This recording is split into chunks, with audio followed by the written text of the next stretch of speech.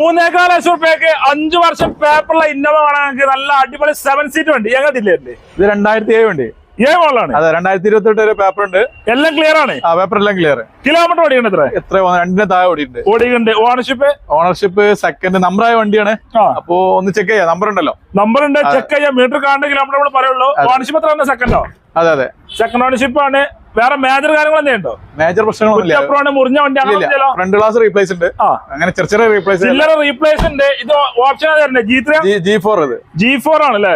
Full പക്ക clear വണ്ടിയാണ്. 39, 36 number അല്ലേ? KL45. വരുന്നവർ ചെക്ക് ചെയ്ത് ഉറപ്പെടുത്തിട്ട് വണ്ടി വർക്ക്ഷോപ്പിലേക്ക് കൊണ്ട് ചെക്ക് ചെയ്തെടുത്താൽ. എത്ര വണ്ടിക്ക് നമ്മൾ ചോദിക്കണ്ടേ? നമ്മൾ 3.4 ലക്ഷം രൂപ ചോദിക്കാം. നമുക്ക് അടുത്ത് അഡ്ജസ്റ്റ് ചെയ്ത് കൊടുക്കാം. 3.4 ലക്ഷം എന്തായാലും കുറച്ച് കൊടുക്കും തീർച്ചയായിട്ടും. ഇത് മറ്റേ ലോൺ കയറുമോ?